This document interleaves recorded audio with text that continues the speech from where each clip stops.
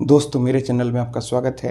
दोस्तों आज के इस वीडियो में मैं आप लोग को बताने वाला हूं कि यहाँ पर अगर आप किसी भी बैंक में यह सोच कर जाते हैं कि आपका वहां जाने पर अकाउंट ओपन हो जाएगा, लेकिन यहाँ पर आपको वहां जाने पर बोला जाता है कि आपका वहाँ अकाउंट तभी ओपन करेंगे जब आप साथ में यहाँ पर इंश्योरेंस की पॉलिसी लेंगे। और जब आप बोलते हैं कि मुझे इंश्योरेंस की पॉलिसी नहीं लेना है, तो फिर उनके द्वारा बोला जाता है कि जब तक आप इंश्योरेंस की पॉलिसी नहीं लेंगे तो फिर आपका अकाउंट भी ओपन नहीं होगा। यहाँ पर अकाउंट ओपन करने के लिए इंश्योरेंस की पॉलिसी लेना ज़रूरी है। और जब आप इसका विरोध करते हैं तो फिर जो भी बैंक कर्मी होते हैं वे आपके साथ ठीक ढंग से पेश नहीं आते हैं, वे आपके साथ बदतमीजी करने लगते हैं। तो अब सवाल उठता है कि इस सूरत में आपके पास क्या अधिकार है।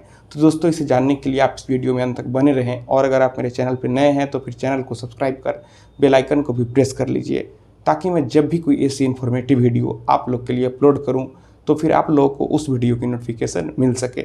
सबसे पहली बात यहाँ आप पर डिपेंड करता है। आप अगर अपना कंसेंट देते हैं तो ही यहाँ पर इंश्योरेंस की पॉलिसी वे आपको देंगे। यहाँ पर ज़बरदस्ती करके आपको डरा कर कोई इंश्योरेंस की पॉलिसी नहीं दे सकता है। और अगर कोई भी बैंक ऐसा करता है तो यहाँ अपने आप में गलत है। तो अब सवाल उठता है कि अगर बैंक वाला ऐसा करता है तो फिर आपको क्या करना चाहिए। आपको चाहिए कि आप उनकी रिकॉर्डिंग करें। अगर आप रिकॉर्डिंग करते हैं तो फिर वे मना नहीं कर सकते हैं।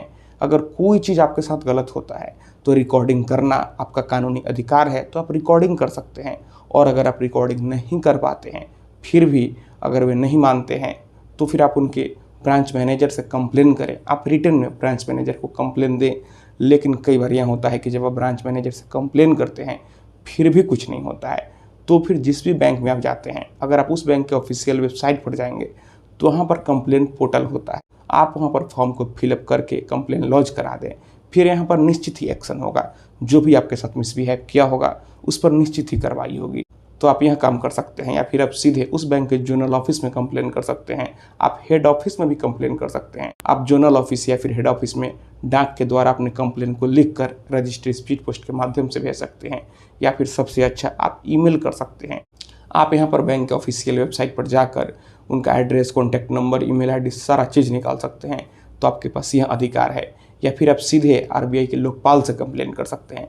तो आपके पास कई सारे रास्ते हैं। और अगर कोई भी बैंक वाला आपके साथ बदतमीजी करता है, आपका अपमान करता है, तो फिर यह अपने आप में गैर कानूनी है।